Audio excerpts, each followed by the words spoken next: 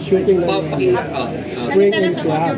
Role, the movie, and your experience. My experience, dito sa pelikula I play as Alfonso Mucho, isang resort owner sa Puerto Galera, and then syempre isa siyang independent and hardworking man, and then umabot sa point na nagkaroon ng isang foreigner na nagbisita sa resort niya, nakilala niya, and doon start yung kwento ng pagmamahalan niya. Wow. Okay naman, masaya yung experience sa shoot. And syempre, thank you my attorney for giving me this opportunity to do this film and para makapag-shoot abroad. Oh, syempre, mag-jowa tayo eh. Kumusta yung leading lady mo? Si Sarah po, yeah, she's great. It was lovely working with her. Very professional and talagang nakita mo yung standards kung paano sila magtrabaho abroad and kung gaano sila professional. So, kumbaga, in a way, ang dami ko rin natutunan sa kanya bilang actor.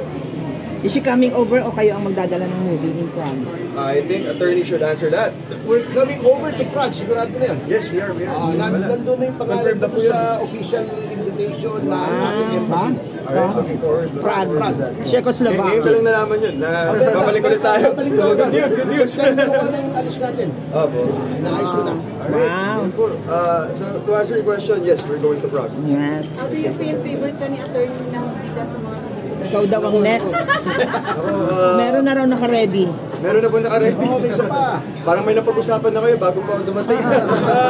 Ayun, syempre, kay attorney, laking pasasalamat ko. And syempre, attorney, alam mo naman na kaya din lagi kami nagkakatrabaho ni attorney because we appreciate each other. In a way na si attorney, napaka-buting, napaka-ayos mo na producer niyan. He really cares about his people, his actors, his from buong crew, may pakialam, he cares about everyone. So ako din naman, siguro si attorney na-appreciate na rin yung fact na pag nasa trabaho kami, professionalism siguro, attorney.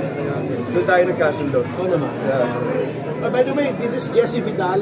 Mamaya may mapapanood kayong music video na siya yung kumakanta to promote the movie. Theme song. Oh, grabe eh. Pinataan pa naman si MTRCB ay pa-show dito na hindi nire-rate. Ganun talaga. Sorry. PG-13. Kasi may mga konting mature themes. Nagpa-sexy ka ba rito? Pao, nagpa-sexy ka ba rito? Ay, Mark.